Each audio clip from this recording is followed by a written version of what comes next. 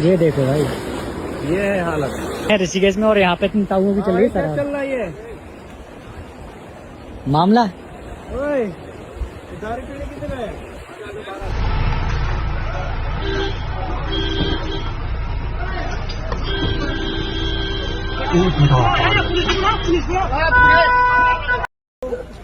इन लोगों से हमारी चलती, आप इन लोगों की चलती, रोजी रोटी ये हम पे लगा रहे हैं फ्रॉड केसेस। Fraud case. और मैम मम्मी रिकॉर्डिंग कर रहे हैं, ठीक है, ऐसा कुछ नहीं है। सोशल मीडिया पर पिछले कुछ महीनों से उत्तराखंड और हिमाचल जैसे पहाड़ी राज्यों से कई वीडियोस सामने आए। इन वीडियोस में उन पर्यटकों को देखा जा सकता है जो बाहर के राज्यों से आकर पहाड़ी राज्यों में हुड़दंग करने की कोशिश कर रहे हैं। कोई पहाड़ों में गंदगी करता है, कोई गंगा किनारे शराब पीता है, कोई शांत इलाकों में लाउड स्पीकर लिए हंगामा करता है, कोई संकरी पहाड़ी सड़कों पर जाम लगाता है, मंदिरों में अनुचित व्यवहार करता है, कोई हमारे शांत बुग्यालों में पिकनिक मनाते हैं। और जब ये सब देखकर सहकर हम पहाड़ी लोग, यहाँ के निवासी इन्हें समझाने जाते हैं तो ये बदतमीजी पर उतर आते हैं। कोई बीच चौराहे में स्थानीय लोगों के साथ मारपीट करता है तो कोई हथियार ही उठा लेता है। और फिर जब स्थानीय लोग इन सब से तंग आकर इन हुड़दंगाइयों का विरोध करते हैं तो ये इस बात पर हम पहाड़ियों को नीचा दिखाने की कोशिश करते हैं कि हम पहाड़ियों की रोजी रोटी इनके पर्यटन से चल रही है। ऐसे में आज हम इस वीडियो में ये समझने का प्रयास करेंगे कि ये सब क्यों हो रहा है, इसके पीछे क्या कारण है। और सबसे बड़ा सवाल, जब कोई घटना होती है तो वो दो व्यक्तियों से सीधा राज्य बनाम राज्य का मुद्दा क्यों बन जाता है। हुआ ये है कि हाल ही में उत्तराखंड के चमोली, कर्णप्रयाग और रुद्रप्रयाग में पंजाब से हेमकुंड साहिब की यात्रा करके लौट रहे निहंग सिख तीर्थयात्री और लोकल लोगों के बीच छोटी सी सड़क दुर्घटना से शुरू हुआ विवाद तलवारों तक पहुंच गया। लोकल लोगों को चोट लगी, जिसके बाद 4 निहंग गिरफ्तार भी हुए हैं। उसके बाद रुद्रप्रयाग के नगरासू गुरुद्वारे में कुछ निहंगों ने स्टैंड ऑफ यानी एक तरह से कब्जा कर लिया। एक सेवादार को बंधक भी बनाया गया और साथियों की रिहाई की मांग की। भाई साहब, इन्होंने पूरी रात, कल हम मेरे बच्चे और मैं सो नहीं पाए, इन्होंने कल पूरी रात यहाँ पत्थर फेंके मेरी दुकान पे।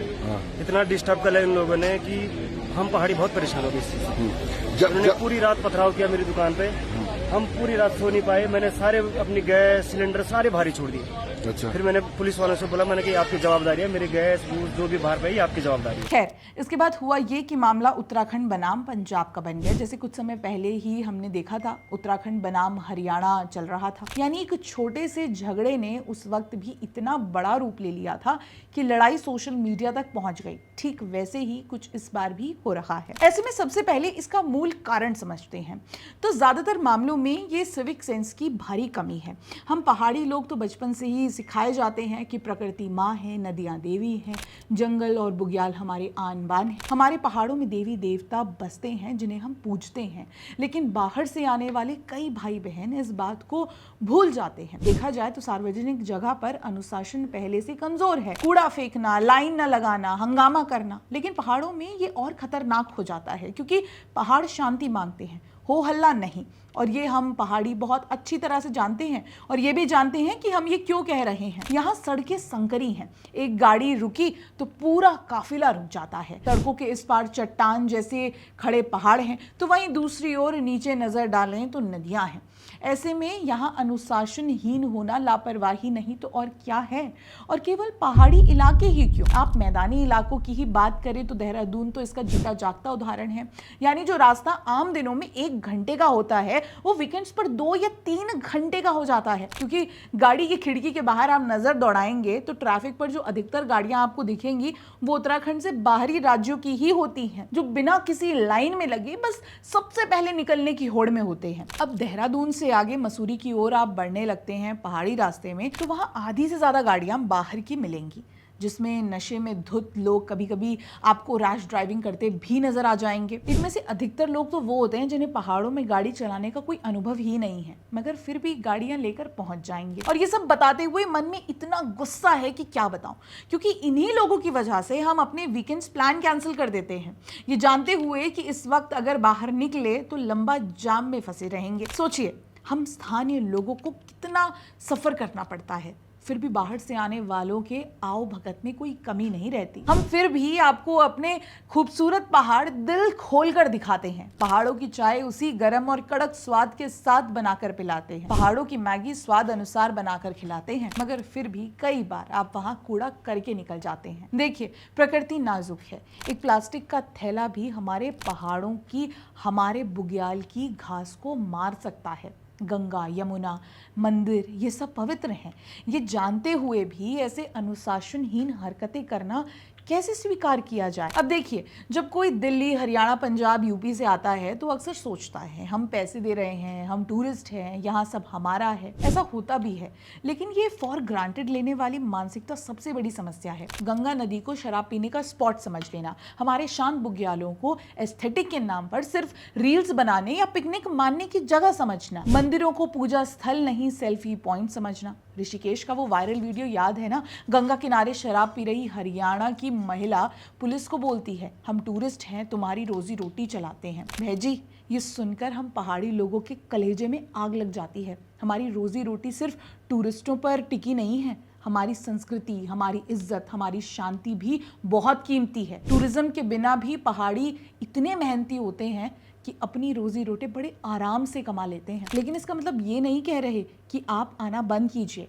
आप आइए, मगर उस हिसाब से रहिए जो पहाड़ों के लिए नुकसानदेह ना हो, जिससे स्थानीय लोगों को परेशानी ना हो। लोकल सस्टेनेबिलिटीज को समझिए। ऐसे में यहाँ एक और पहलू है जिस पर बात होनी चाहिए, वो है सांस्कृतिक अंतर। देखिए, हम पहाड़ी लोग बहुत शांत, अनुशासित और मेहमान नवाज हैं। प्रकृति पूजते हैं, देवी देवताओं को पूजते हैं, जो कि हमारी प्रकृति है। बाहर से आने वाले कुछ ग्रुप्स की संस्कृति ज्यादा खुली, पार्टी वाली, शोर वाली हो सकती है। भारत विविधताओं का देश है, यहाँ भिन्न भिन्न प्रकार के लोग रहते हैं। लेकिन अगर हम आपके बोलचाल को अपना रहे हैं तो आपको भी हमारे नियमों, हमारी संस्कृति को सम्मान के साथ स्वीकार करना होगा। अब देखिए, निहंग सिख का मामला भी इसी का हिस्सा है। हेमकुंड साहिब जैसी पवित्र यात्रा से लौटते हुए छोटी दुर्घटना में तलवार निकालना गलत है। धार्मिक प्रतीक को सड़क के झगड़ों में इस्तेमाल नहीं करना चाहिए। कानून सबके लिए एक समान है, लेकिन अंत में छोटे छोटे मुद्दों को बड़ा बना दिया जाता है। राज्य बनाम राज्य का मुद्दा बना दिया जाता है। एक तरह से ये नया पैटर्न है भैजी। पहले हरियाणा वर्सेस उत्तराखंड, अब पंजाब वर्सेस उत्तराखंड। व्यक्तिगत गलती तुरंत राज्य की या धर्म की लड़ाई बन जाती है। इसके पीछे कारण है टूल किट और साजिश करने वाले तत्व। कुछ अकाउंट्स और ग्रुप्स का काम यही है कि हर विवाद को राज्य राज्य या धर्म धर्म की लड़ाई बना दे। निहंग मामले में भी कुछ लोग तुरंत पंजाबी पीड़ित और कुछ पहाड़ी वर्सेस बाहर नैरेटिव चला रहे थे। उनका मकसद व्यूज और राजनीतिक फायदा है। राजनीतिक लोग इसे वोट बैंक के लिए इस्तेमाल करते हैं। लोग अपनी सोच के हिसाब की खबरें ही देखते हैं। नतीजा, 2-4 लोगों की गलती पूरे राज्य या समुदाय पर थोप दी जाती है। पर्यटन प्रभावित होता है, भाईचारा टूटता है। असली समस्या सिविक सेंस और नियमों की हल नहीं होती। भारत विविधताओं का देश है। अगर हर छोटी घटना को राज्य की लड़ाई बना दिया तो हम कहां पहुंच जाएंगे। देखिए, हम पहाड़ी लोग अपनी मिट्टी, अपनी नदियों, जंगलों और बुग्यालों से जान से भी ज्यादा प्यार करते हैं। हमारे पूर्वजों ने इन पहाड़ों के लिए लड़ा है।